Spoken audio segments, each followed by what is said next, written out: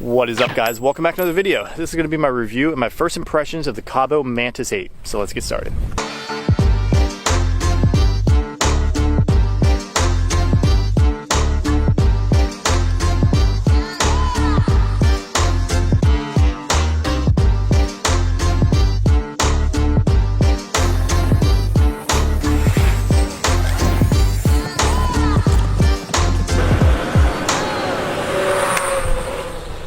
So one thing has to be said before this video gets started is that this video is not sponsored. Scooter companies like this and e-bike companies like to give me products to be able to not only review and give you guys my first impressions, but also give them constructive criticism about their product to let them know what they need to change through the manufacturing process. A lot of companies like this value not only my opinion, but also my initial thoughts about their product to be able to get out to you guys. Now, there will be times, and there have been times, where I've done paid advertisements for companies, and when that happens, you'll see it on the screen, in the description below, and you'll hear it verbally from me at the beginning of the video. That does not change my opinion about the product, and I let the companies know that from the get-go. Nobody ever pays me to say certain things about their products. So now that that's all said and out of the way, let's talk a little bit more about the Mantis 8 and do a full-on breakdown. So the first thing people want to know about a product like this is how much is it and does it have free shipping? This is $1,199, rounded up to $1,200, let's just say, and you have free shipping, which is awesome with a heavy product like this, because at the end of the day, this would cost a fortune to ship if you had to pay for separate shipping. Now, stepping back and taking a wider look at the Mantis 8, you'll see the different accessories that this thing has. But first, let's talk about the max payload weight of this. So the max load you can have on this is 264 pounds. Now, that would be if you're towing or having some type of backpack on or just extra luggage as well. I weigh 186 pounds, and this thing moves to its top speed with no problem with my body weight.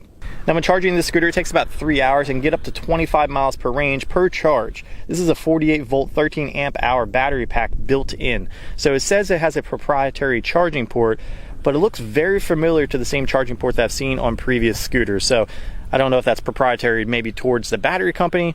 I wouldn't say it's proprietary towards the scooter company, that's for sure. Now, this does have soft ride dual suspension, and the front and rear suspension is pretty good. I wouldn't say it's the best I've ever ridden, but it's pretty good for this price point. Now, it is a little bit stiff on the get-go, but I think after working it in for several miles, it'll definitely change in how it feels. Now, with this scooter, you're going to get 1,000 watts of power out of the dual motor setup. So it's 500 watts per motor, front and rear. Now, this is going to come with mechanical disc brakes, not hydraulic disc brakes, but it's 120 millimeter rotors on those disc brakes, which will stop better, I guess, than most other mechanical disc brakes out there. But one thing that this is missing is a hydraulic disc brake, which will make a world of a difference with stopping power, which we'll talk a little bit further down the video as we get to the braking portion of the video.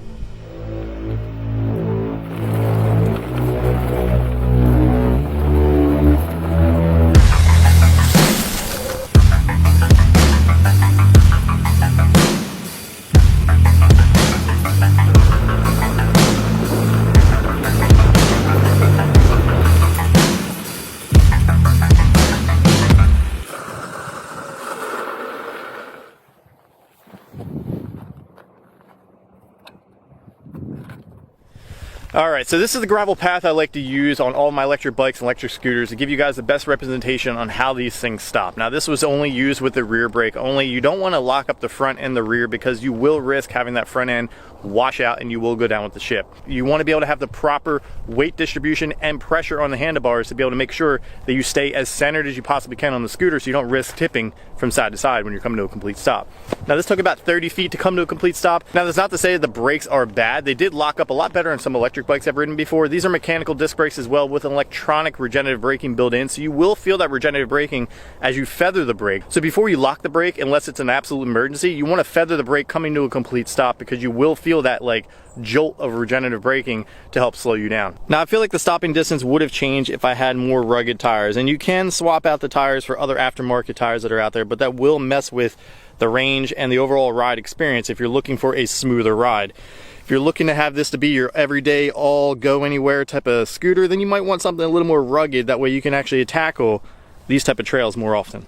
Now, most countries have a rear brake on the right side. As you can see there, it is the front brake only. It locks up only the front, and the rear brake is on the left. Now, you make sure you're comfortable in understanding that before you end up going rip around the city or any trails, because that can definitely play a factor. If you're just so used to squeezing the right as a rear brake, you're going to go down for sure. Now, this thing is pretty torquey. There are other options. Instead of just jumping on and hitting the throttle, you can do a kickstart, which means you initially jump on the scooter 1 foot and you push off and it'll start to go, and then you can use the throttle. That way you don't have to worry about the joltiness of the throttle if you're not used to that type of thing.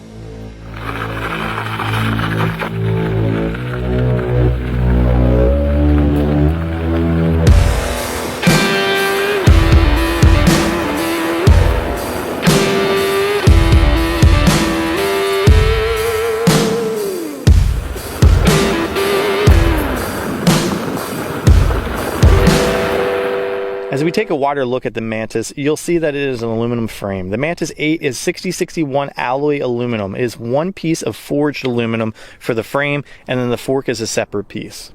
Now, the net weight of this is 53 pounds. It's actually pretty light compared to other scooters I've picked up before.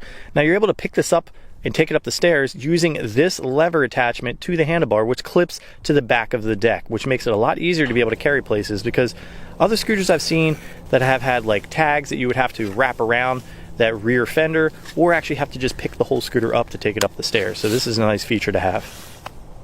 Now, moving on up to the handlebars, this was pretty easy to put together, by the way. This is just 4 Allen key bolts to the top cap. The handlebars, you can adjust them either back or forward depending on your riding style. Now, looking at the grips, these are fairly decent. This is probably one of the first things I'm going to swap out, because I like something that's more of a mushroom rubber grip versus this is more of like a, I guess if you go to the gym and there's any type of workout equipment, it has that type of a sweat, you know, soft neoprene type of a feel. So not necessarily my style, but might be your style if you're into that type of thing. Now, the controls are pretty straightforward. Looking at the controls, you're going to see on the left side that there are turning signals, headlamps, and a horn. Now, I'm not too sure what the horn piece is there for. I've tried to work this horn several times. It seems to have no function at all, but the bell feature, I think, is what replaces it. Now, looking at the turn signals, you have a left and a right, and you can actually do a dual hazard mode as well, where you push both at the same time and they'll blink on the deck itself. Now, when you hit the left turn signal, you'll see that it stays on green, letting you know that the left turn signal is on, and on your deck it's going to show the headlight blinking and the tail light blinking at the same time, letting people know that you're signaling that you're turning left. Same thing for the right hand turn.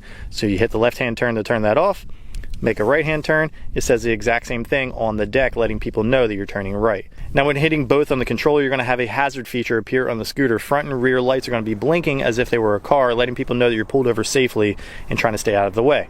Now, the headlight feature is actually pretty neat. There actually is a headlight feature on the front, and then the side of the deck lights up as well to let people know that they can see you on the side, which is actually a really nice touch to this.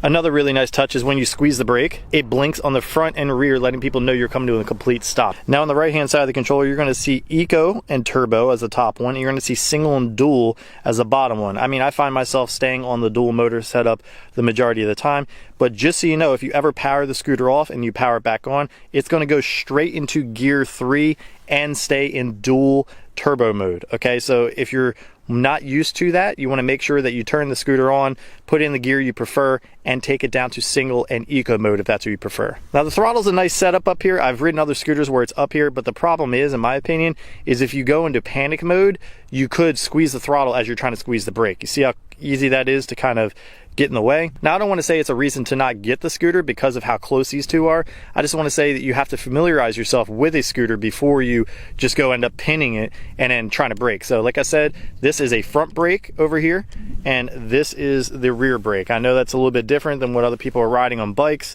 The rear brake's usually on the right side, but I understand why they did that. So if you were to squeeze the brake while you're squeezing the throttle, the brake will override the throttle and the scooter will stop.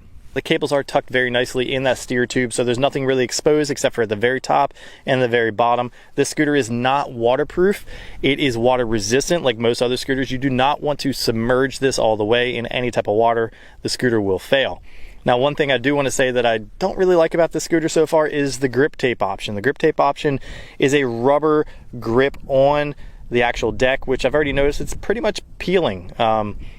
I don't know if that was, something where they didn't put enough glue on there, or maybe just make it easier access to the battery for some people. I will find myself tearing this off here pretty soon and putting actual grip tape on here for the near future. All right, so let's talk a little bit about speed. This has 25 miles of range, going 25 miles per hour. This is 500 watt dual motor. What does that mean? That's 500 watts on the front, 500 watts on the rear. You can either do a single motor going like cruiser speed through the city, or dual motor maxing it out 25 miles per hour, which we're about to do right now in this flat straightaway. So yeah, let's give you an idea on what that will look like. I don't want to say what it'll feel like because you can't really feel anything through the screen, but this is what it'll look like. Let's go.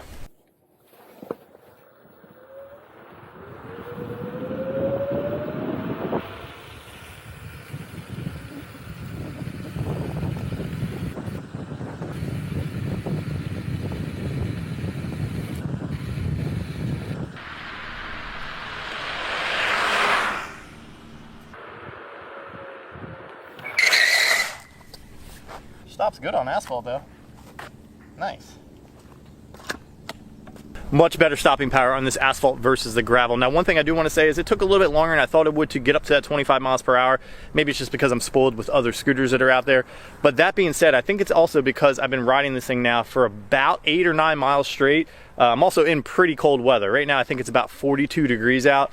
And that might play a factor with the battery degradation through the whole process here. But with that being said, this thing is actually pretty fast for what it is, and I'm actually still pretty surprised of the outcome given the price point. All right, so on this trail, I don't necessarily have the best options to be able to show you guys not only the best technique, but if this scooter is able to take the impact of, let's just say, a bunch of stairs or a higher drop. So what I do have is a curb here. Now, I've done this in previous videos where I do like a double tire on the curb and pop off at the end. I will try to do a higher bunny hop to be able to show you guys the suspension setup on this. And I know I mentioned this before in a previous video, but I'm gonna film it this week. I'm gonna film an urban style video to kind of explain to you guys how to best maneuver your way through a city off of curbs, off of ledges, downstairs as safely as possible. So if you guys are into that and you guys wanna see that video, subscribe right now. Let's get this double tire to bunny hop off to be able to show you how the suspension works.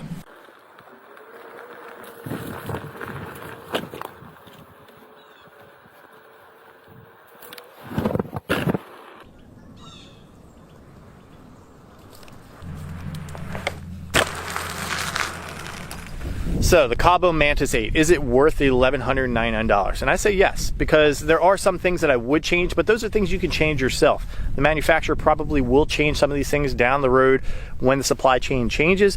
But with that being said, mechanical disc brakes need to be hydraulic disc brakes. These are just my personal opinions on this. The grip tape issue isn't really that big of an issue if you're into customizing scooters yourself. The grips issue isn't that big of an issue if you're into customizing scooters yourself again. So you can just buy these things for yourself and make it your own. So with that being said, I think that this thing is a really good buy.